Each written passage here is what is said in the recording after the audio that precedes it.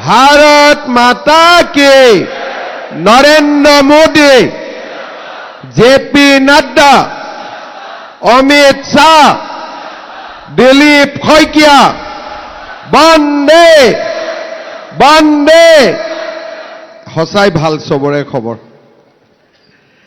আজি आमार सभात उपस्थित অসম प्रदेश भारतीय जनता पार्टीर सम्मानीय सभापति आरु आपनालोकर मरমৰ सांसद दिलीप शइकिया डांगरिया, भारतीय जनता पार्टीर सांगठनिक सम्पादक रवीन्द्र राजू डांगरिया, मंत्री जयंत मल्ल बरुवा डांगरिया, आमार साधारण सम्पादक ऋतुपर्ण बरुवा डांगरिया, तामुलपुर जिला भारतीय जनता पार्टीर सभापति भिक्टर कुमार दास डांगरिया, धर्मनारायण दास डांगरिया, रणेन्द्र नार्जारी डांगरिया, बिजित गौरा नार्जारी डांगरिया, ऋषिराज हाजरिका डांगरिया, नारायण डेका डांगरिया, दिलीप शर्मा डांगरिया, दिलीप दास डांगरिया, रातुल शर्मा डांगरिया, हेमंत राभा डांगरिया, राजेश बड़ो डांगरिया, लक्ष्मी दास डांगरिया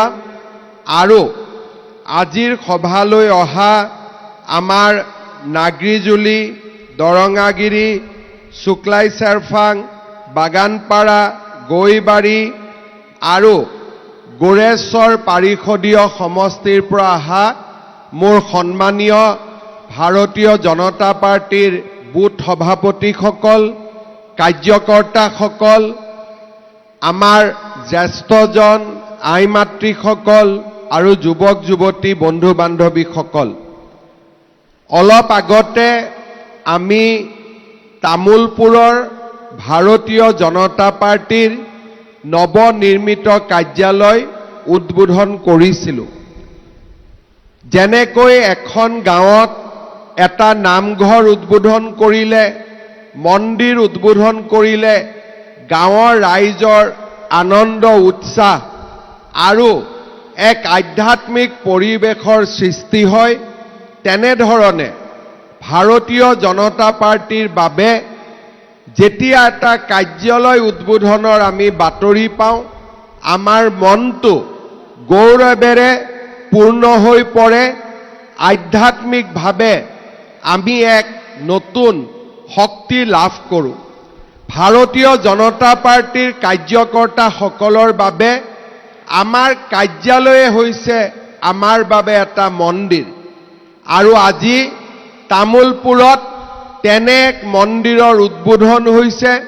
মই তামুলপুৰ জিলাৰ সকলো কাৰ্যকৰ্তালৈ উষ্ণ অভিনন্দন যাচিছোঁ আৰু মই আশা কৰোঁ যে এই কাৰ্যালয়টোক লগত লৈ আমি আমাৰ দলৰ সংগঠন শক্তিশালী কৰিম। ভাৰতীয় জনতা পাৰ্টিক তামুলপুৰত আমি আৰু অধিক শক্তিশালী কৰিম। ভিক্টৰ দাস আৰু সকলো কাৰ্যকৰ্তাক মই পুনৰ এবাৰ অভিনন্দন জনাইছোঁ। শ্ৰদ্ধা ৰাইজ, তামুলপুৰলৈ আজি মই ভাৰতীয় জনতা পাৰ্টিৰ ৰাজনৈতিক সভা আমি অংশগ্ৰহণ কৰিবলৈ আহিছোঁ। কেইটামান দিন আগতে লোকসভাৰ নিৰ্বাচন অনুষ্ঠিত হৈ গৈছিলে আৰু আপোনালোকৰ প্ৰচেষ্টাত আমাৰ দলৰ সভাপতি দিলীপ শইকীয়া ডাঙৰীয়া আমাৰ দৰং ওদালগুৰিৰ পৰা সাংসদ হিচাপে নিৰ্বাচিত হৈছিলে। মই লোকসভা নিৰ্বাচনৰ সুন্দৰ ফলাফলৰ বাবেও আজি আপোনালোকক আকৌ এবাৰ উষ্ণ অভিনন্দন জনাইছোঁ। শ্ৰদ্ধাৰ ৰাইজ, আমি চাওঁতে চাওঁতে জুলাই মাহত ভৰি দিলোঁ। আগষ্ট, ছেপ্টেম্বৰ মাহত আমাৰ BTAD নিৰ্বাচন অনুষ্ঠিত হ'ব। আমি এই মুহূৰ্তত আমি সিদ্ধান্ত ল'ব লাগিব যে আমি বড়োলেণ্ডত বিজেপিক শক্তিশালী কৰিব বিচাৰোঁ নে নিবিচাৰোঁ, আৰু আমি ইলেকশ্যন খেলিম নে নেখেলিম। মই আপোনালোকক সুধিছোঁ, বিজেপিয়ে ইলেকশ্যন খেলিব নে নেখেলে? ভয়েসটো অলপ কম হৈছে নেকি? খেলিম নে নেখেলিম? আচ্ছা, নিৰ্বাচনটো খেলিম, জিকিম নে হাৰিম? জিকিম নে হাৰিম? আমি জিকিম, পাক্কা। পিছত আকৌ ইলেকশ্যনত আমি নামিম, তাৰ পিছত ক'ব ছাৰ ইটো হ'ল সিটো হ'ল, তেনেকুৱা কিবা হ'ব নেকি? যোৱাবাৰ আমি তামুলপুৰ জিলাত 6খন আসনৰ ভিতৰত 2খন জিকিছিলো। ক'ত ক'ত? নাগৰিজুলি আৰু শুক্লাই চেৰফাং। দৰঙাজুলিত যদিও জিকা নাছিলো, বিজিত এতিয়া আমাৰ দলত আছে। এতিয়া আগত আমি 2টাত জিকিছিলো, এইবাৰ আমি কেইটাত জিকিম? হা? কেইটাত জিকিম? একেবাৰে 6টাতে জিকিব খুজিছে। মোৰ কথাটো হ'ল এনেকুৱা যে এতিয়া আমি জুলাই মাহত আছো। ক'ত আমি ইলেকশ্যন খেলিম, ক'ত নেখেলিম, সভাপতি মহোদয়ে আমাৰ পৰ্যবেক্ষকসকলক নিযুক্তি দিছে। ইলেকশ্যন খেলিম বুলি ক'লে ইলেকশ্যনত মানুহ নিজিকে। ইলেকশ্যনত জিকিবৰ কাৰণে আমি কেইটামান কাম কৰিব লাগিব। প্ৰথম, আমাৰ বুথ কমিটি পূৰ্ণাংগ হ'ব লাগিব। আছেনে নাই বুথ কমিটি ইয়াত? ভিক্টৰ আছেনে নাই? পুৰা আছে। বুথ সভাপতিসকল থিয় হওক। বাপৰে, আছে কিন্তু দেই, মই ক'ব লাগিব। ঠিক আছে, বহক। আজি মই বুথ সভাপতিসকলক এটা দায়িত্ব দিব খোজো। প্ৰত্যেকজন বুথ সভাপতিয়ে এখন বগা কাগজত 21জনীয়া কমিটি এখন, আপোনালোকৰ কাৰোবাৰ আছে, কাৰোবাৰ অলপ কম আছে, কাৰোবাৰ বেছি আছে। বেছি থাকিলে মোৰ আপত্তি নাই, কিন্তু কম থাকিব নালাগে। 21জন কাৰ্যকৰ্তাৰ নাম আৰু ফোন নম্বৰ প্ৰত্যেকজন বুথ সভাপতিয়ে মোক জুলাই মাহৰ ভিতৰত দিব লাগিব। পাৰিবনে নাই? পাৰিব? এইকেইটা দিন আমি আপোনালোকক কাম দি থাকিম আৰু আপোনালোকে কাম কৰিব লাগিব। কাৰণ BTADত আমি কেতিয়াও জোৰ কৰি ইলেকশ্যন খেলা নাই। খেলিব লাগে কাৰণে খেলিছিলো, কিন্তু এইবাৰ আমি জিকিবৰ কাৰণে খেলিব খুজিছো।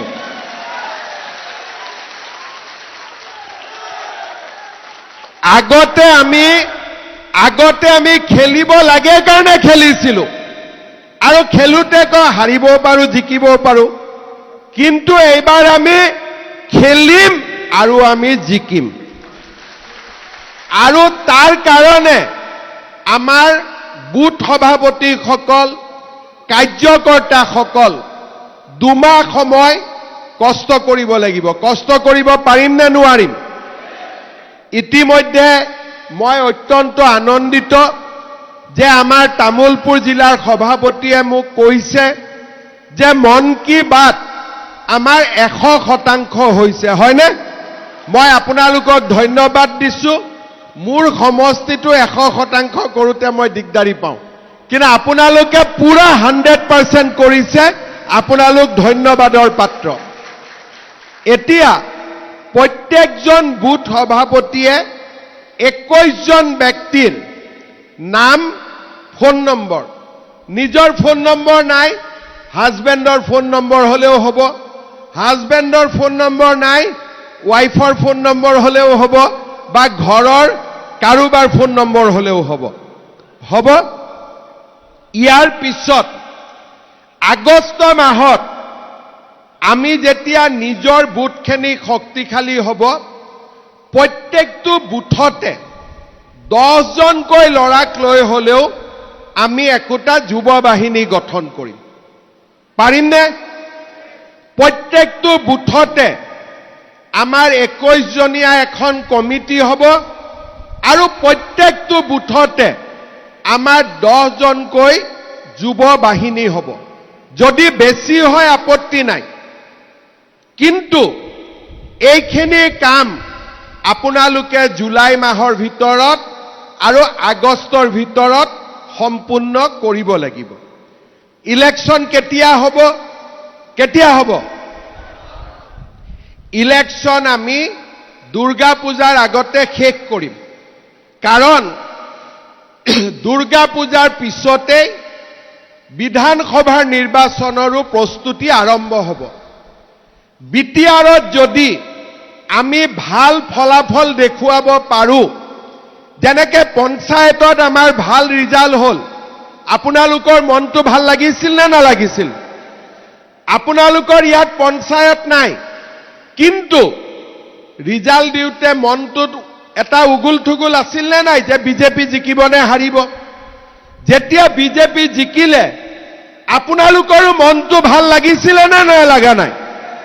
তাৰ মানে পঞ্চায়ত ইয়াত নাই, কিন্তু পঞ্চায়ত নিৰ্বাচনৰ ফলাফল আমি সকলোৱে পঢ়িছো। কাৰণ আমাৰ মনটো শক্তিশালী হয়, তাৰ মানে ডিব্ৰুগড়তো বিজেপি, লখিমপুৰতো বিজেপি, কাছাৰতো বিজেপি, তাৰমানে অহাবাৰ বিজেপি গভৰ্ণমেণ্ট হ'বই, হয়নে? তেনেকে যেতিয়া বিটিএডিত ইলেকশ্যন হ'ব, বোলে ওদালগুৰিত বিজেপি, তামুলপুৰত বিজেপি, বাক্সাত বিজেপি, চিৰাঙত বিজেপি, কোকৰাঝাৰত বিজেপি, বেটা কংগ্ৰেছবিলাকৰ কাম নাই আৰু অসমত বিজেপি চৰকাৰ হ'বই, হয়নে নহয়? সেইকাৰণে আপোনালোকে অকল বিটিচিৰ কাৰণে ইলেকশ্যন খেলা নাই। আপোনালোকে যেতিয়া বিটিচিত জিকিব, অসমতো এটা বাৰ্তা যাব যে কংগ্ৰেছৰ কাম নাই, এইবাৰ অসমত বিজেপিৰ চৰকাৰ তৃতীয়বাৰৰ কাৰণে হ'ব, তাত কোনো সন্দেহ নাই। বিটিচিত আগতে ইমান সিট নাছিলে, আগতে 12টা সিট আছিলে, এইবাৰ বিটিচিত 15টা সিট।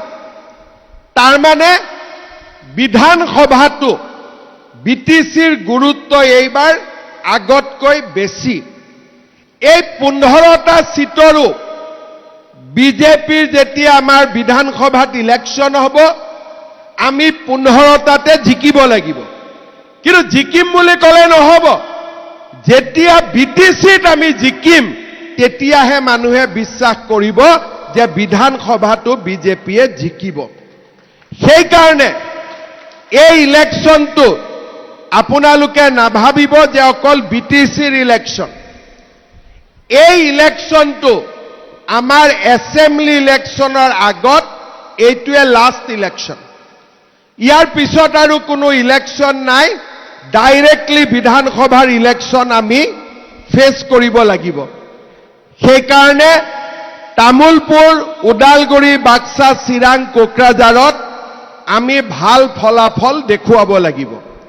এতিয়া মানুহে ক'ব যে আপোনালোকে কাৰ এগেইনষ্টত ইলেকশ্যন উঠি আছে, শত্ৰু কোন? বোলে আমাৰ শত্ৰু কোনো নাই, আমাৰ চব বন্ধু। আমাৰ কোনো শত্ৰু নাই বিজেপিত। বিজেপিয়ে সকলোকে বন্ধু হিচাপে বিচাৰে। আমাৰ এটাই কথা যে আমাৰ বিটিআৰত কোনো দ্বিতীয় শ্ৰেণীৰ নাগৰিক হ'ব নালাগে, সকলোৱে প্ৰথম শ্ৰেণীৰ নাগৰিক বিটিআৰত হ'ব লাগে। কোনেও যাতে মোক নকয় অমুকটো হোৱা নাই, আমি বঞ্চিত হৈছো, আমাৰ নাই, আমি গৈছো, আমি ৰেছপন্স পোৱা নাই, নহয়। বিটিআৰত সকলো মানুহে সমানে ৰেছপন্স পাব লাগিব, সকলো মানুহৰ কাম সমানে হ'ব লাগিব, সকলোৱে সমান অধিকাৰ পাব লাগিব, তেতিয়াহে এই বিটিআৰত স্থায়ী শান্তি উভতি আহিব। যোৱা 5 বছৰত আপোনালোকে এটাই কথা কওক, এই তামুলপুৰত, নাগৰিজুলি, দৰঙাজুলি, এই গোটেইবিলাক জাগাত আগতে মুখ্যমন্ত্ৰী কেইবাৰ আহিছিলে? তৰুণ গগৈক তামুলপুৰত আপোনালোকে কেইবাৰ দেখা পাইছিলে? সঁচা কথা কওক, কেইবাৰ দেখা পাইছিলে? তাৰ আগতে মুখ্যমন্ত্ৰীক তামুলপুৰত দেখা পাইছিলে নেকি? মইতো বাল্টিৰ পৰা মটঙাৰ পৰা পাগলা দিয়া সব দেখা পাইছো মইতো তামুলপুৰত আহি থাকো না নাই যেতিয়া মই যোৱাবাৰ তামুলপুৰত আহিলো 21ত এনে মুখৰ পৰা ওলাই গল যে তামুলপুৰক জিলা কৰি দিম কোনেও দাবীও কৰা নাই কোনেও বিচাৰাও নাই এখন কি কথা মই ঘৰত গাড়ীত যাওঁতে মনতে ভাবি আছো আৰে মই কিয় ঘোষণা কৰি দিলো কিন্তু ভগৱানে বিচাৰিছিল যে তামুলপুৰ জিলা হ'ব লাগে আজি তামুলপুৰ জিলা হ'ল কথা নাই তামুলপুৰতকৈ ওদালগুৰি অলপ ডাঙৰ হয় নে নহয় প্ৰথম মেডিকেল কলেজ কোকৰাঝাৰৰ পিছত ওদালগুৰিত হ'ব লাগিছিল তামুলপুৰত হ'ব লাগিছিল কিন্তু মোৰ মুখেদি ওলাই গল বোলে তামুলপুৰতে হ'ব আজি মেডিকেল হৈ আছে নে নাই এতিয়া ওদালগুৰিটো কৈছো ওদালগুৰিটো মেডিকেল পাতিম পাগলা দিয়াৰ ওপৰত এখন নহয় দুখন দলং হ'ল হৈ আছে নে নাই বাল্টি মটঙাৰ ওপৰত দলং হৈ আছে নে নাই আজি ডিসি কোৰ্ট চাব গৈছিলো ডিসি কোৰ্টৰ কামো কমপ্লিট তামুলপুৰ আৰু গোৰেশ্বৰ এই দুইটা সমষ্টিত এতিয়া বগামাটিলৈ ৰাস্তা নাছিলে মই এটা তাতো অনুমোদন কৰি দিছো অসম মালা যাতে গোৰেশ্বৰৰ পৰা বগামাটিলৈ পুৰা ৰাস্তা হ'ব পাৰে অলপ 2-4টা সমস্যা আছে আমাৰ গোৰেশ্বৰত কোট ষ্টেডিয়ামটো হ'ব লগা আছে ৰনেন ভাই ওবাৰী অহা মাহত ওবাৰীটো দিল্লী নাৰিকল ভাঙি দিব ষ্টেডিয়ামৰ ঠিক আছে আজি যেতিয়া তামুলপুৰত মই নাৰিকল ভাঙিলো নাৰিকলৰ মাজতে ফুল ওলাই গল সাধাৰণতে ডাবত ফুল নোলায় তামুলপুৰত আজি ফুল ওলালে তেতিয়া মই গম পাইছো যে তামুলপুৰৰ আৰু উন্নতি হ'ব এবাৰ বিজেপি পুৰা জিকিব তামুলপুৰত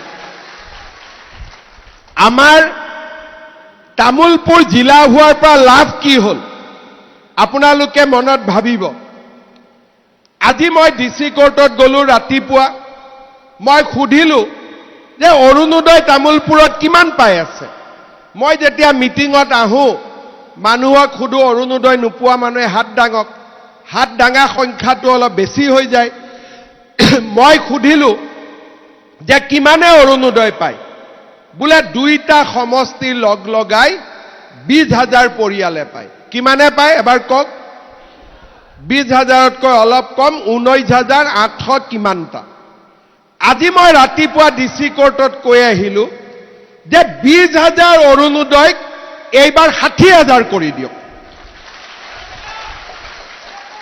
তাৰ মানে আগতে গাঁও এখনত যদি এজনে পাই আছিলে এতিয়া 3 জনে পাব কোনে সিলেকশন কৰিব কোনো চিন্তা নাই যদি গাঁও সভাত আমাৰ নাম কিবা কৰি নাহে নামকেটা ডাইৰেক্টলি ভিক্টৰৰ ওচৰত দি দিব তথাপিতো সোমাই যাব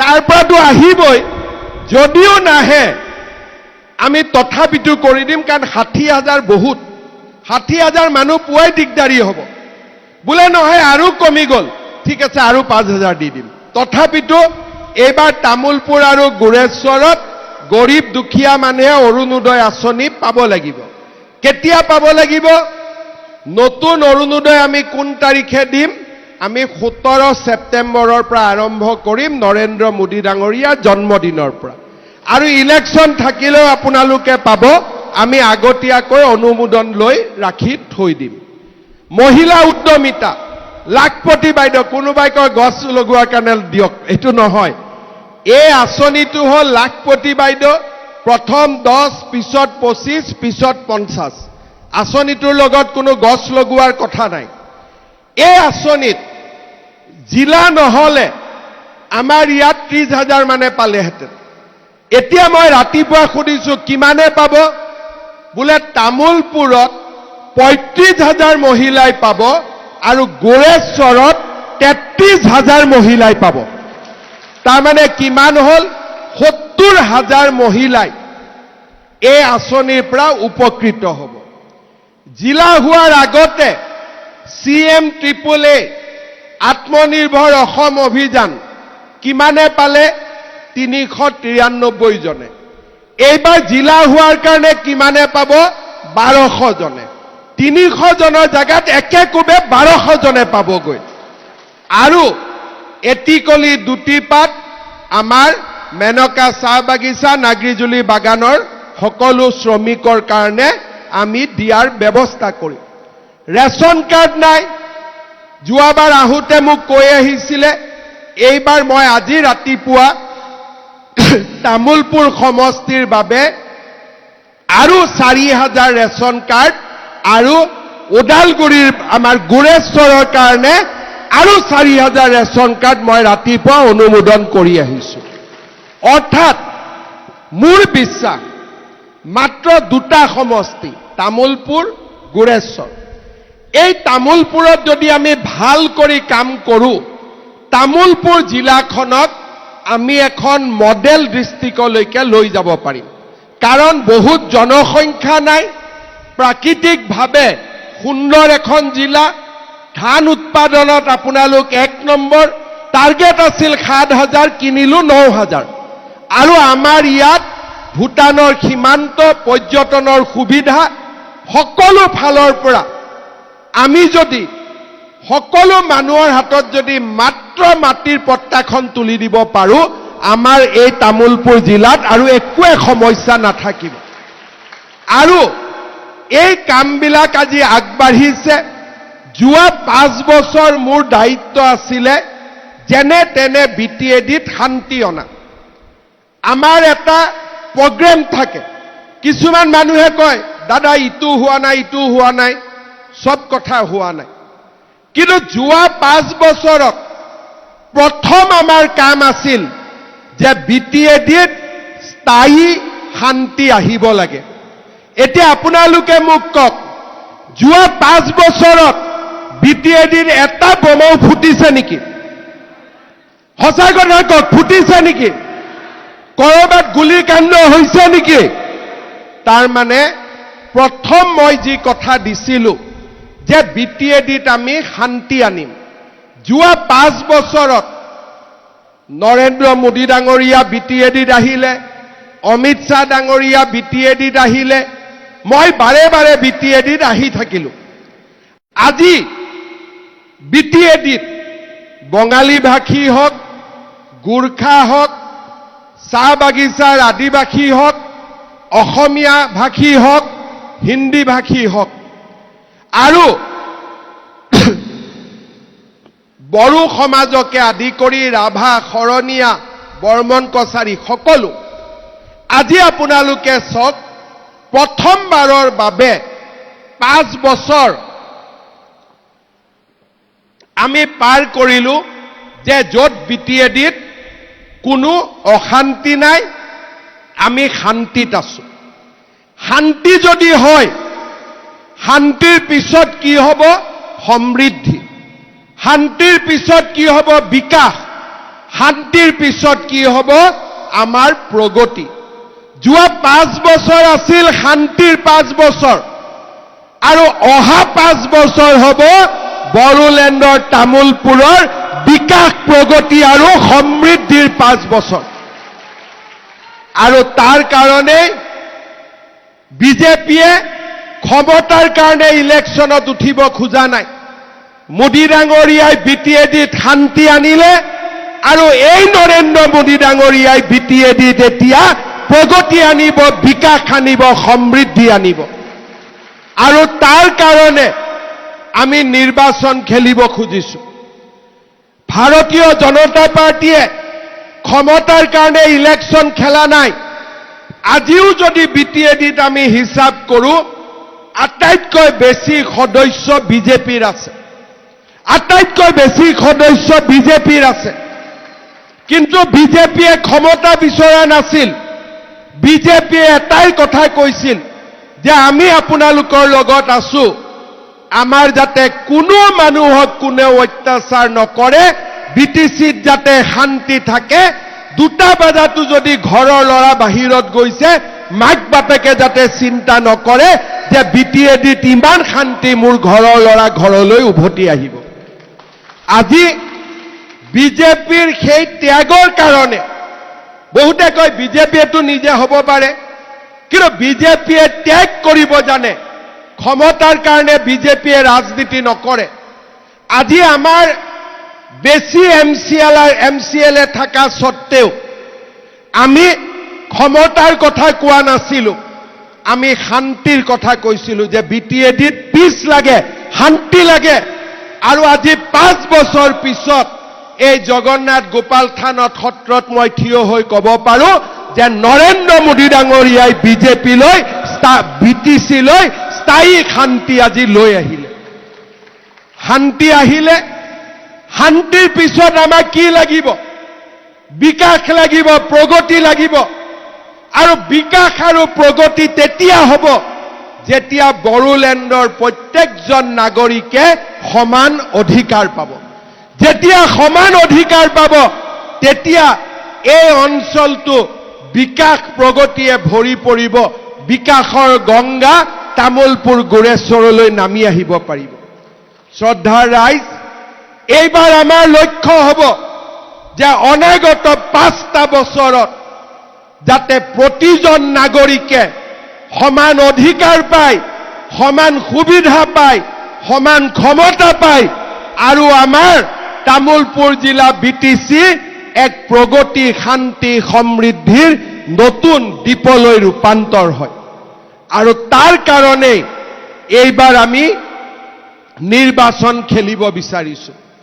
আৰু এইবাৰ যদি নিৰ্বাচনত বিজেপি দলে ভাল ফলাফল দেখুৱাব পাৰে, মই বিশ্বাস কৰো যে আপোনালোকে যিখিনি নোপোৱাৰ বেদনা বুকুত লৈ এতিয়াও কষ্টত আছে, সেই গোটেই কষ্ট একেবাৰতে নোহোৱা হৈ যাব, মাত্ৰ বিজেপি দল বিজয়ী হ'ব লাগে। যোৱাবাৰো মই চেষ্টা কৰিছিলো, প্ৰত্যেকটো সমষ্টিতে গৈছিলো, দৰঙাজুলিত গৈছিলো, শুক্লাই, গোৰেশ্বৰ, সবতে গৈছিলো যে আমাক বিজেপিক এটা সুযোগ দিয়ক। কিন্তু আমি 2টা সিট জিকিলো, বাকী সিট কেইটাত অলপ অলপ ভোটত আমি হাৰি গলো। যদি বিজেপিয়ে তামোলপুৰত যোৱাবাৰে 6টা সিটৰ 5টা 4টা জিকিব পাৰিলেহেঁতেন, BTADৰ ইতিহাস আজি বেলেগ হ'লহেঁতেন। কিন্তু যোৱাবাৰ আমি অলপ অলপ ভোটত হাৰি গলো। এইবাৰ আমি হাৰিবৰ কাৰণে ইলেকশ্যন নেখেলো, এইবাৰ আমি জিকিবৰ কাৰণে ইলেকশ্যন উঠিম। আৰু আমি জিকিম ক্ষমতাৰ কাৰণে নহয়, আমি জিকিব বিচাৰো কাৰণ BTADৰ প্ৰত্যেকজন নাগৰিকক আমি সমান অধিকাৰ দিব বিচাৰো, আমি বিকাশ আনিব খোজো, নিবনুৱাসকলৰ লগত আমি থিয় হ'ব বিচাৰো আৰু BTAD ৰাইজৰ পৰা দুখ আৰু বেদনাবোৰ আমি মুছি দিব বিচাৰো। শ্ৰদ্ধাৰ ৰাইজ, আপোনালোকে এইবাৰ কাৰো বিৰুদ্ধে নহয়। মোক সাংবাদিকসকলে সোধে যে আপুনি UPPLৰ বিৰুদ্ধে খেলিব নেকি, আপুনি BPFৰ বিৰুদ্ধে খেলিব নেকি? আমি কাৰো বিৰুদ্ধে নেখেলো, আমি আমাৰ মানুহখিনিৰ যাতে ভাল হয় তাৰ কাৰণে আমাৰ সপক্ষে আমি ইলেকশ্যন খেলিম, কাৰো বিপক্ষে আমি ইলেকশ্যন নেখেলো, আমাৰ সপক্ষে আমি ইলেকশ্যন খেলিম। আৰু ইলেকশ্যনটো আমি ইমান ধুনীয়াকৈ খেলিম যে আমাক সকলো মানুহে ভোট দিব, কাৰণ আজি অসমৰ পৰিৱৰ্তন হৈছে। কেইদিনমান আগতে ইয়াতে কংগ্ৰেছৰ মিটিং হৈছিল তামোলপুৰত, 100-150 মানুহ হৈছিল, বেলেগ কথা।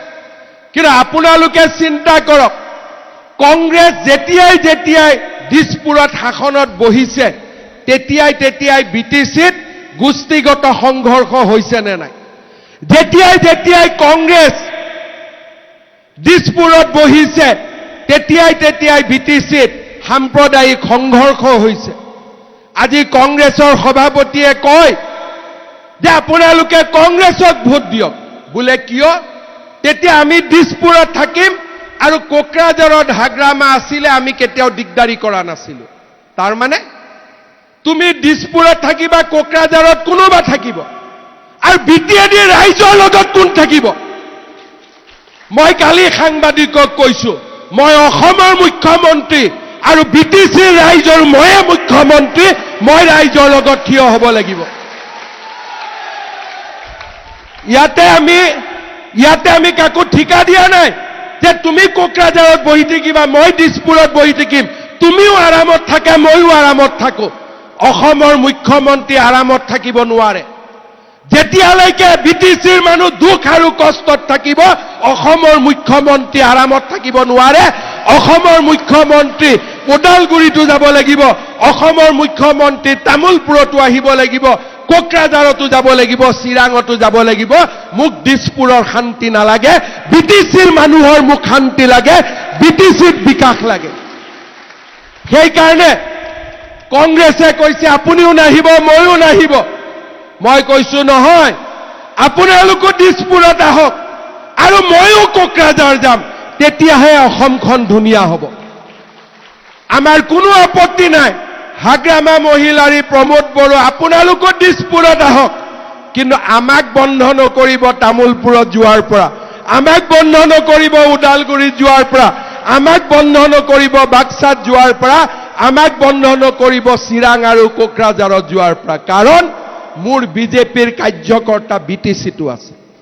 মোৰ যদি বিটিচিৰ কাৰ্যকৰ্তা কান্দি থাকে, নলবাৰীৰ কাৰ্যকৰ্তা, কামৰূপৰ কাৰ্যকৰ্তাই হাঁহি থাকিব কেতিয়াও নোৱাৰে। আমি একে ভাৰতৰ সন্তান, একে বিজেপিৰ। এমাত্ৰ ৰাস্তাৰ ইফালে আমি আৰামত থাকিম আৰু ইয়াত আপোনালোকে কষ্টত থাকিব, সেয়া হ'ব নোৱাৰে। আৰু সেইকাৰণে যোৱা 5 বছৰত বিটিচিত মই 112তকৈও বেছি আহিছো আৰু মানুহৰ মাজত সম্পৰ্ক বনাইছো। কোনো জাতিৰ বিৰুদ্ধে নহয়, সকলো যাত্ৰীকে একত্ৰিত কৰিছো। বড়োলেণ্ডত বিশ্ববিদ্যালয় দিছো, কোকৰাঝাৰত বিশ্ববিদ্যালয় দিছো, তামোলপুৰত মেডিকেল কলেজ, দলঙৰ ওপৰত ৰাস্তা, গুডউইল মিছন, সকলো জাতি উপজাতিক আমি একত্ৰিত কৰিছো আৰু বিটিচিক এক শান্তিৰ দ্বীপলৈ আমি আজি ৰূপান্তৰ কৰিছো। এয়া আমাৰ সফলতা। আমি কংগ্ৰেছ পাৰ্টি নহয়। কংগ্ৰেছৰ সভাপতিয়ে কয় আপুনি তাতে থাকক, আমি ইয়াত থাকিম। আৰে এইটো লেনা দেনা ঠিকা থাকলি হৈছে নেকি? তুমি ইফালে থাকিবা, মই ইফালে থাকিম। অসমৰ মুখ্যমন্ত্ৰী সকলো স্থানতে যাব, ৰাইজৰ লগত থিয় হৈ থাকিব, ৰাইজৰ দুখ দুৰ্দশাৰ লগত থিয় হৈ থাকিব লাগিব। সেইকাৰণে মই কওঁ যে তৰুণ গগৈ, হিতেশ্বৰ শইকীয়া নহয়, অসমত সৰ্বানন্দ সোণোৱাল, হিমন্ত বিশ্ব শৰ্মাৰ প্ৰয়োজন। অসমত নৰেন্দ্ৰ মোদী, অমিত শ্বাহৰ প্ৰয়োজন, যোনে জাতি জনগোষ্ঠীক সকলোৰে লগত একেলগে লগ হৈ আমি কাম কৰোঁ। আমাৰ মন কিমান চাফা। ৰাতিপুৱা প্ৰমোদ বড়োৰ লগত মিটিং কৰিছো, গধূলি আহি আপোনালোকক কৈছো বিজেপিক ইলেকশ্যন জিকাই দিয়ক। কাৰণ আমাৰ মনত কোনো একো বেয়া ভাৱেই নাই। আমাৰ মন পৰিষ্কাৰ যে আমি চৰকাৰ, দল। যেতিয়া চৰকাৰ চলিব, সকলোৰে লগত চৰকাৰ চলিম। কিন্তু যেতিয়া ইলেকশ্যন আহিব, বিজেপি দলৰ কাৰ্যকৰ্তা হিচাপে আমি কাম কৰিম। বিজেপি দলক আমি বিজয়ৰ মালা পিন্ধাম, বিজয়ৰ তিলক পিন্ধাম। শ্ৰদ্ধাৰ ৰাইজ, বিটিএডিত অহা 5 বছৰ বিজেপি যদি শক্তিশালী হয়, অহা 5 বছৰত আপোনালোকৰ মনৰ বেদনা আঁতৰি যাব। বহুতে মোক কয় দাদা এইটো হোৱা নাই, সেইটো হোৱা নাই।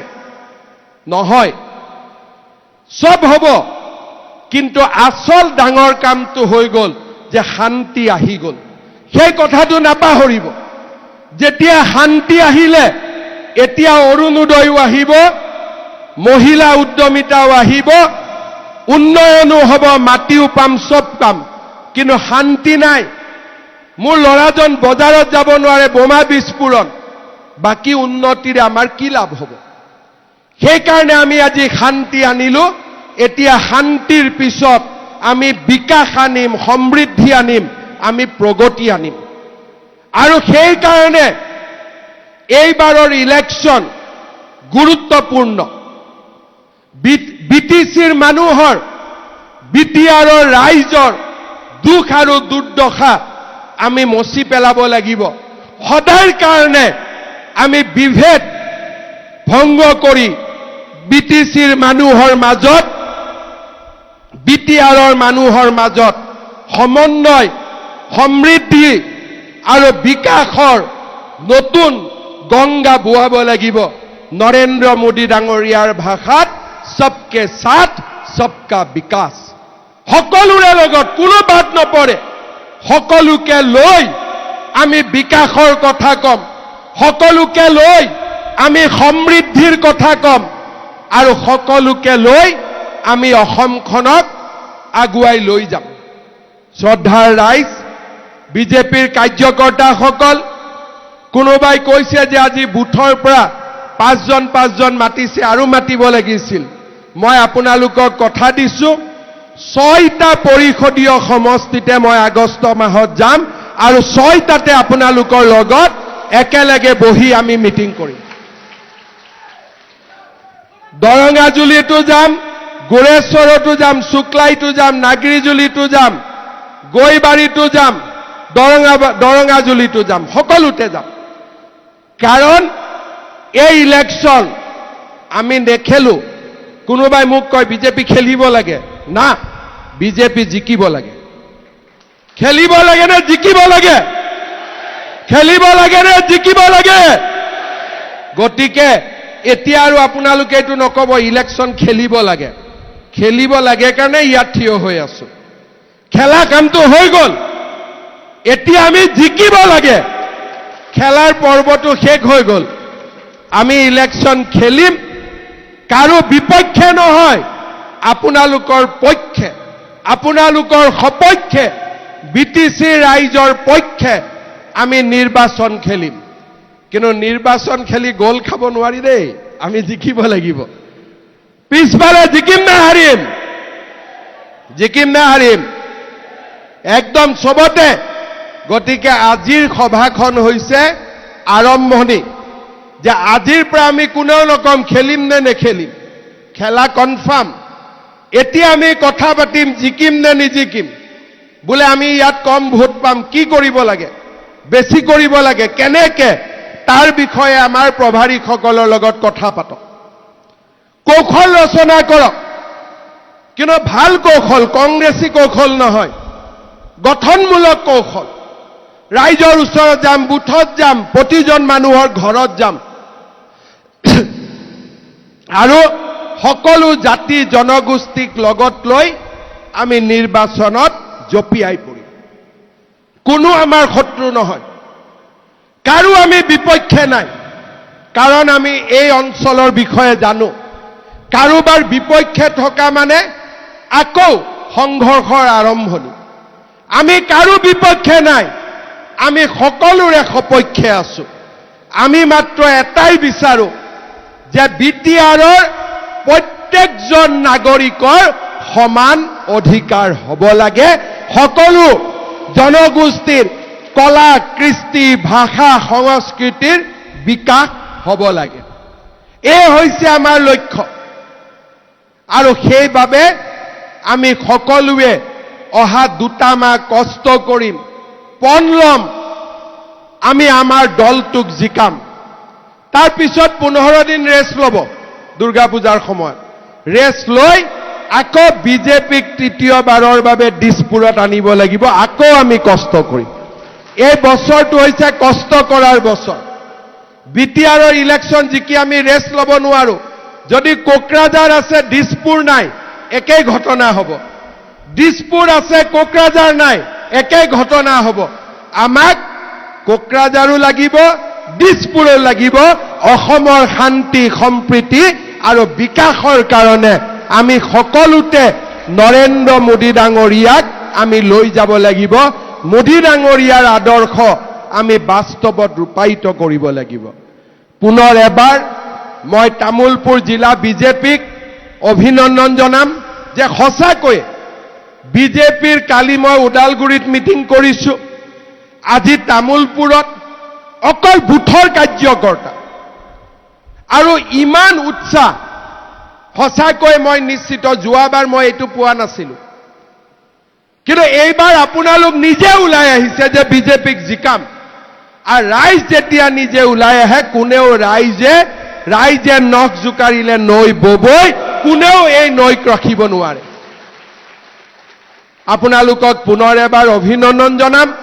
দিলীপ শইকীয়া ডাঙৰীয়াক ধন্যবাদ জনাম তেখেতৰ নেতৃত্বত আজি গোটেই ৰাজ্যতে বিজেপি শক্তিশালী হৈছে আমাৰ প্ৰভাৰীসকল আপোনালোকৰ মাজত থাকিব তালিকা কেইখন প্ৰভাৰীসকলে ল'ব আৰু মই যেতিয়া 6টা সমষ্টিতে আহিম সিদিনাখন গোটেই 21 জনক আমি মাতিব লাগিব আজিতো 5 জনকৈ আহিছে কিন্তু যিদিনাখন মই শুক্লাইত যাম শুক্লাইত 70টা বুথ ধৰি ললো 70 × 21 আৰু লগত 70 × 10 তাৰমানে যুৱ মৰ্চা আৰু আমি প্ৰত্যেকখন পৰিষদীয় সমষ্টিত আমি সুন্দৰ কৰি সভা কৰিম ৰাইজক লগ পাম আৰু টিকেটৰ কাৰণে চিন্তা নাই কাৰ্যকৰ্তাই যাকে বিচাৰে আমি তাকে উঠাই দিম মোৰ কোনো লৰাও নাই ছোৱালীও নাই মামাও নাই মামীও নাই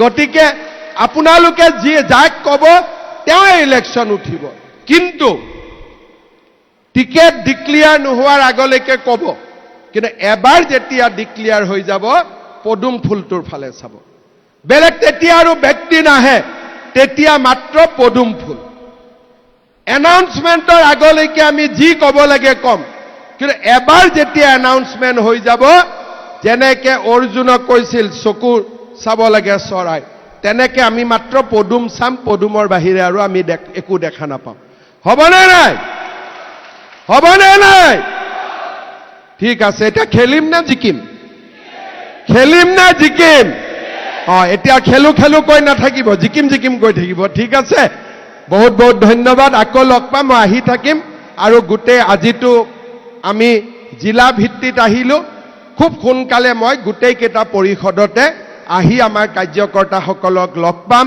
বহুত বহুত ধন্যবাদ ভালে থাকক আপোনালোক আৰু আমি এইবাৰ বিজেপিৰ পতাকা আমি গৌৰৱেৰে সৈতে বিটিআৰত উৰুৱাম সেই আমাৰ লক্ষ্য মোৰ লগত একেলগে ক'ব ভাৰত মাতা কি भारत माता के नरेंद्र मोदी जेपी नड्डा अमित शाह दिलीप शइकिया तामुलपुरर कार्यकर्ता गुरासरर कार्यकर्ता बंदे